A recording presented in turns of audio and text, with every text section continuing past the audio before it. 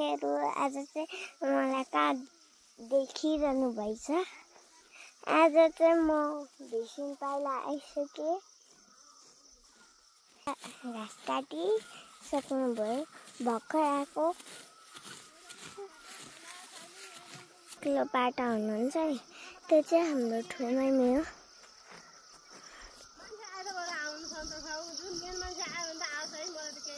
डोको बोकिरहनु क्या झन् लाउनुपर्छ।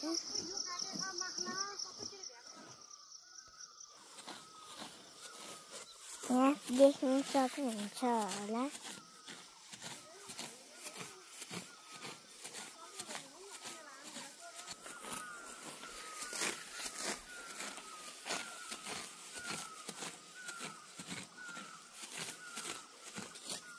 यहाँ चाहिँ डोको छ।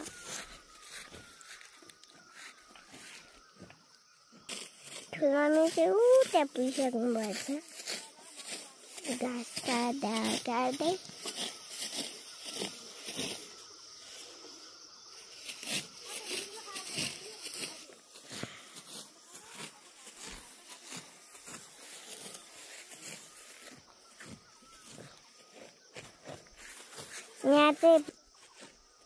यहाँ चाहिँ बाबा चुप लाएर घाँस काट्दै हुनुहुन्छ।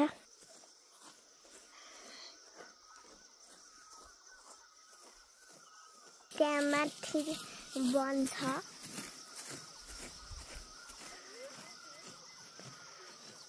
फेरि यहाँ चाहिँ सानो डोकोमा घाँस भरिदिइसक्यो एकैछिनमा। बाबा चाहिँ घाँस डोकोमा लाउनु भइन्छ। यहाँ चाहिँ घाँसहरू पाउँछ। तपाईहरु नि आउँदै गर्नु होला है त। अनि वहाँ माथि चाहिँ सोत्तरहरू पाउँछ। हामी चाहिँ फेरि अर्को पाटोमा आइसक्यो।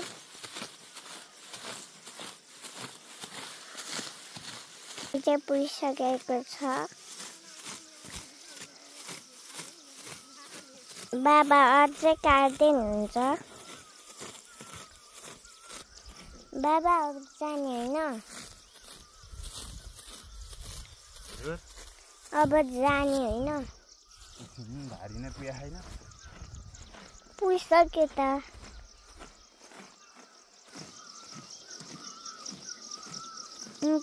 उता चाहिँ टावर रहेको छ। भारी हाल्नलाई छ।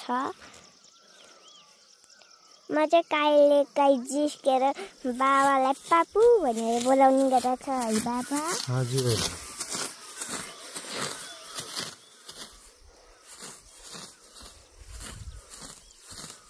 बाबा चाहिँ घाँस छिटो काट्नुहुन्छ चाहिँ। ठुलमामु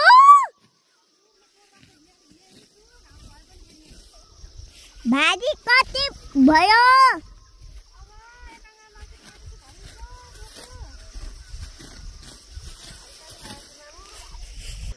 ऐसा खाना अरू चाहिँ मेरो हाइटै पुगेको छैन। माथि छ देख्नुभयो। यहाँ चाहिँ फलेको छ। यहाँ गऱ्यो भने काँडा बित्छ।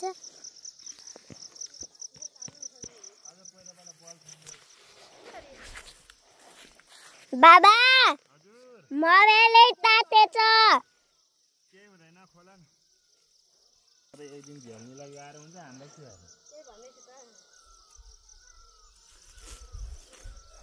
भिडियो नखिच है आमाको कुरा।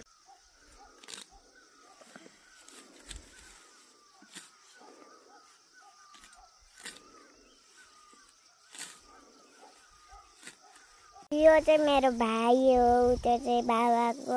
अब चाहिँ हामी जान लाग्यौँ। उता चाहिँ मेरो मलाई आइसिएलटी दिन लाउनु भएछ। मैले घर गरिदिनु भयो नत्र त मलाई टिप्दिनै हुन्न है बाबा।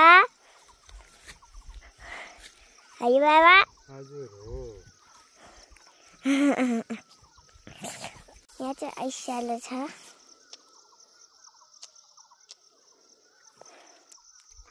म चाहिँ आफैले खान रहेछु।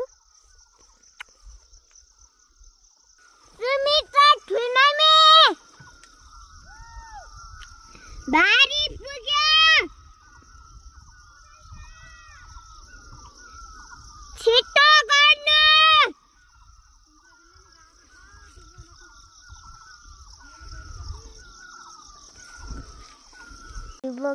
यहाँ चाहिँ बाबा भारी बोक्न लाउनु भएछ। भारी बोकिसके।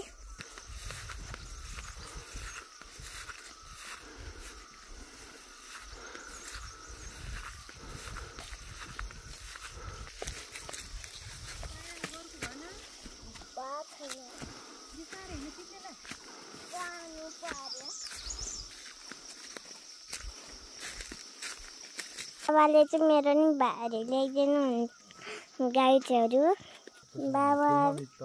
बाटो चाहिँ यस्तै छ। अघि मेरो चप्पल रुटेर पुगेको थियो। बाबाले ल्याइदिए। अप्ठ्यारो बाटो आउँदैन हुन्छ।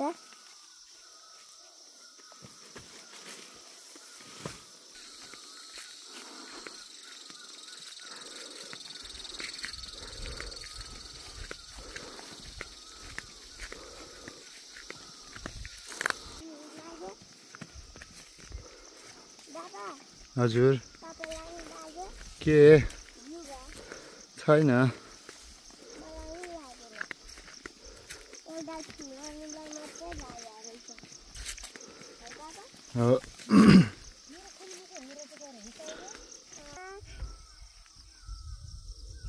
हाम्रो पनि पहाडमा गए नभन्नु।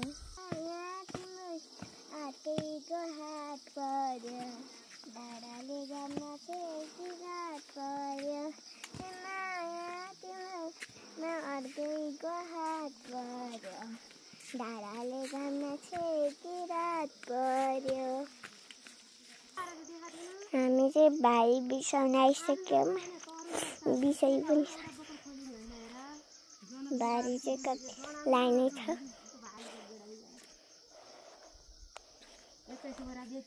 मान्छे नि लाइनमै छन्। हामी चाहिँ घर जान लाग्यौँ अब।